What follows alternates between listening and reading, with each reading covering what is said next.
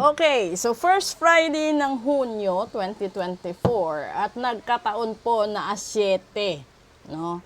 Sa nakakaalam ho at sa sanay ho sa ritual, yung first Friday is magandang bagsak na po yun. Dinagdagan pa po ng pit sa 7 at numero ko yun, di ba? So sa gustong magparitual, habol na kayo bago mag alas 6 ng hapon. At ito, yung daily reading natin, this is the 3457, 3458, and 3459. Kuha muna ako dito ng mensahe, 3. Una, messenger. Messenger talaga. Pangalawa, community. And pangatlo, that's the fire. Okay. So, yun, di ba? So, ibig sabihin, may mensahe ang mga espiritu, pinapadala at pinapaintindi sa inyo na kung ano man yung mga signs and symbols, no? Or mga distractions na meron sa buhay nyo ngayon, dapat nyo yung isaalang-alang. Lalong-lalo na yung pangalawang card natin, which is the B and the community. Kasi ito yung ito yung mga tao sa paligid natin, mga taong kausap natin, di ba? May mga tao na negative ang pakikitungo, may mga taong positive. Nasa sayo yon kung kanino ka sasama, maniniwala, makikisabay. Pero dapat, yung pangatlong card is fire. Kailangan mong maging unstoppable. Kailangan mo yung willpower mo, yung kalakasan mo. Ano pa ba? Sorry, nahikab ako dahil sa dami ng ritual. At saka ito yung mighty force na kailangan mong gawin. Na halimbawa, no, meron kang iniindang sakit, masyado kang gumagastos sa ospital, hindi ka naman gumagaling. Bakit hindi mo subukan iparitual para maibsan yung sakit mo, ma-lessen pa yung gastos mo, di ba? Tapos, kung ito na may tungkol sa pag-ibig, no, at nakikialam na naman talaga si universe at pinatay yung lights ko, sige, hayaan natin. Kung tungkol naman ito sa pag-ibig, ibig sabihin naman, kung ikaw ay may gustong tao, wag mo nang patagalin kasi hindi sa habang panahon available siya. Hindi sa habang panahon makakausap mo siya. Posible na layuan ka ng tuluyan, posible lumipat siya ng bansa, bayan, lugar o kahit ano. At posible din na magpalit siya ng contact number para hindi ka na talaga makausap. Huwag mo antayin na humantong pa sa pakikitungo or sa pagkakataon na hindi mo na kontrolado ang lahat. Lalong-lalo na sa larangan ng kaperahan, negosyo, pag-aaral, pagkukuha ng board exam. Kasi kapag may mga taong naging mabait sa'yo, tinulungan ka, no?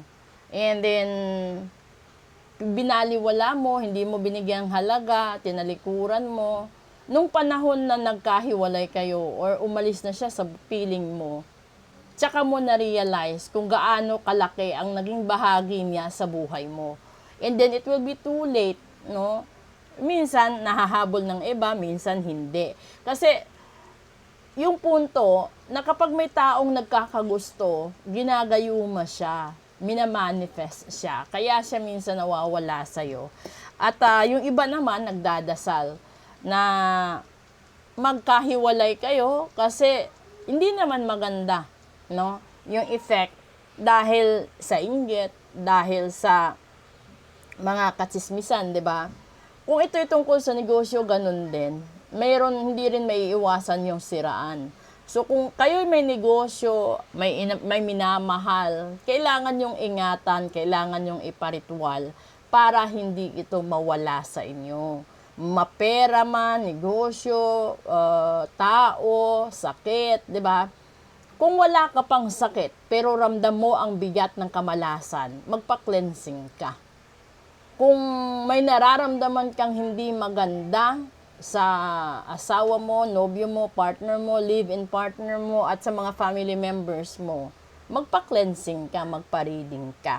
And speaking pala doon sa reading, kasi meron akong mga baraha na hindi po pwede sa live, hindi rin po pwede dito. So kung it's all about intimacy. It's a card of intimacy. Doon sa mga interesado, no, malaman kung gaano kalalim yung intimacy ng mga mahal nila sa ibang tao, sa hinala nilang third party, sa hinala, kung ano man yung hinala na meron kayo. Message lang po kayo kasi hindi ko po talaga mailalabas yung baraha na yan dito kasi bawal. Pero kung gusto nyong malaman yung in-depth ng intimacy, ay po pwede ho. Basta message lang po kayo. At mahalaga po yan ngayon kasi kung gusto nyong ipahabol yung ritual, magpa-ritual kayo at mag-message kayo bago mag-alas 5 ng hapon. Kasi gagawin ho yan mamaya alas 6. Okay? So, ngayon, ito yung mensahe ni Universe. Kung wala kayong protection sa sarili nyo, you have to set a protection ritual. Dapat magkaroon kayo ng cleansing ritual. And then kung may pag-aalinlangan kayo or may takot kayo na baka magkahiwalay kayo ng minamahal mo, ay ipagawa mo na ahead of time yung love ritual. Kasi mas madali gawin yung love ritual kesa comeback. Okay? So, yun. Ito na. Proceed tayo doon sa special episode at gagamit na naman tayo ng ibang baraha para malaman natin kung ano ba yung mga factors, di ba?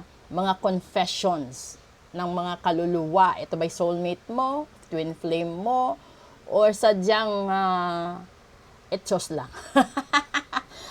Ayan. This is the first Friday of June, June 7, 2024. Kalagitnaan na ho tayo ng taon. Kung ramdam nyo yung kamalasan sa finances ninyo, ayun, magpa-wealth ritual na din po kayo. Okay? So, good news.